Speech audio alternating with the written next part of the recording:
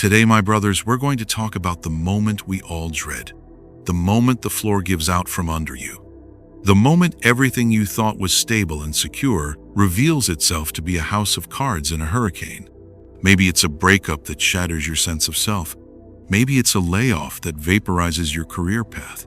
Maybe it's a health diagnosis that rewrites your future.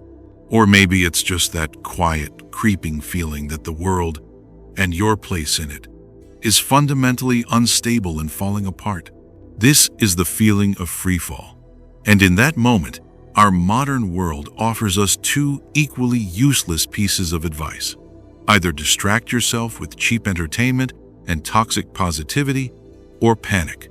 We are taught to either ignore the storm or let ourselves be destroyed by it. But there is a third way, an ancient, battle-tested path. It is a philosophy forged not in quiet libraries, but in the chaos of the battlefield, the brutality of the political arena, and the depths of personal loss. It is the Stoic art of standing firm when everything else crumbles. This is the survival guide for how to stay calm when everything is falling apart. And I know this isn't just theory, because I've had to live it. A few years ago, I moved to a new country. On paper, it was an exciting adventure, but the reality was a slow-motion collapse of everything I knew. The ground beneath my feet disappeared. My social safety net was gone. The language was a wall I couldn't climb. My professional identity meant nothing. Every day was a battle, with a profound sense of isolation and failure. My own mind, my own mood, was completely falling apart. I was in freefall, and I had no idea how to pull the ripcord. The answer didn't come from trying to fix the world outside me. The answer came from a set of principles designed to rebuild the world inside me. This is that blueprint. Step 1. Triage. Find what you can control. When you are in a crisis, your mind is a chaotic mess. 1,000 things are happening at once, and all of them feel like an immediate existential threat.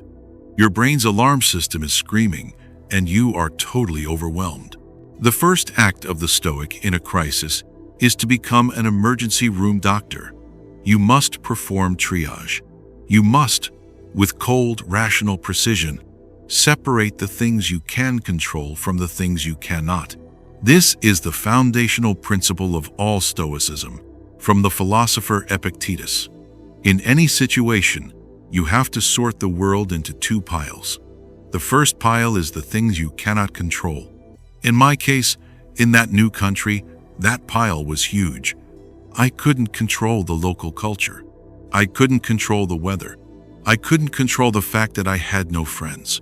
I couldn't magically make myself fluent in the language. I couldn't control the feeling of being an outsider. The second pile is the things you can control. This pile always seems much smaller, but it is where all your power lies. What could I control? I could control my attitude. I could control my effort. I couldn't become fluent overnight, but I could control the act of learning one new word a day. I couldn't magically create a group of friends, but I could control the act of going to one social event, even if it was terrifying. I couldn't control the feeling of loneliness, but I could control whether I sat in my room and wallowed in it or went for a walk and engaged with the world. This simple act of categorization is a lifeline. It pulls you out of the overwhelming chaos of everything and gives you a single, clear point of focus. In the modern world, this is like the concept of black box thinking used by airline crash investigators. After a disaster, they don't just throw up their hands and cry about the tragedy. They systematically look for the black box. They focus on the data, on the factors that can be understood and controlled, so they can learn the lesson and prevent the next crash. A Stoic treats their personal crises the same way.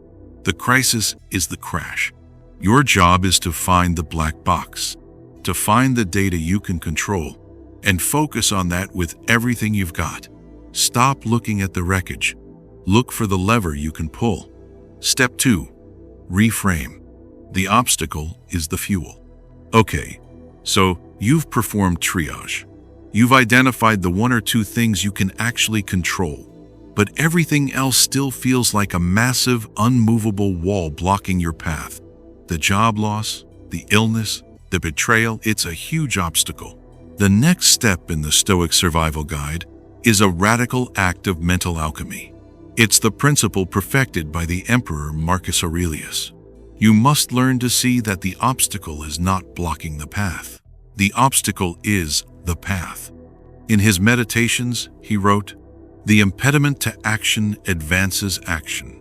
What stands in the way becomes the way." This is a game-changing reframe. You don't just endure the obstacle, you use it as the raw material for your own growth. In my case, the biggest obstacle was the language barrier. It was a wall that created daily frustration and humiliation. My first instinct was to see it as a curse, a thing that was preventing me from living my life. The Stoic reframe was to see it as a gymnasium. It wasn't a wall, it was a weight room. Every clumsy conversation was a repetition that was building my muscle of humility. Every time I got a strange look because I used the wrong word, it was a chance to practice not caring about the opinion of others. The thing that stood in my way became the way to build a stronger, more resilient character. Let's take a hard-edged historical example. Ulysses S. Grant. Before the American Civil War, his life was a total failure. He was a failed businessman, a drunk, a man adrift. The outbreak of the war was a national disaster, a crisis of epic proportions. For many, it was the end of the world. For Grant, it was the obstacle that became the way. The chaos of the battlefield, which broke other, more pedigreed generals, was the one environment where his unique character could flourish. At the brutal Battle of Shiloh, after a disastrous first day where his army was nearly destroyed, one of his panicked generals found him late at night, standing under a tree in the pouring rain. The general said, "Well, Grant, we've had the devil's own day, haven't we?" Grant, completely calm, took the cigar from his mouth and replied, "Yes, lick 'em tomorrow, though." He was not broken by the disaster. He did not see it as a sign of failure. He saw the reality of the situation and immediately began to use the facts on the ground as the basis for his next move. The horrific losses of the first day were not just an impediment. They were the fuel for his determination to win on the second. He was a master of turning the obstacle into the way. Step 3. Embrace the love of your fate. This is the final and most advanced step in the Stoic Survival Guide. It takes you from a state of resilience to a state of profound, unshakable peace. You have triaged the situation.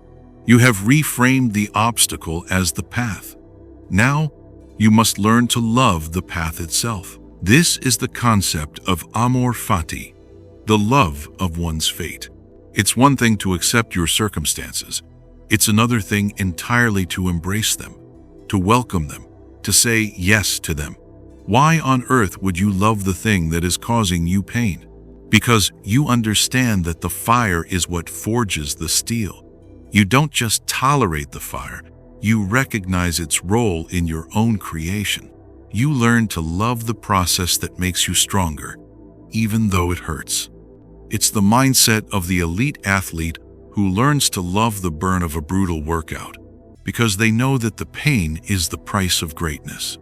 For me, in that new country, this was the final, most profound shift.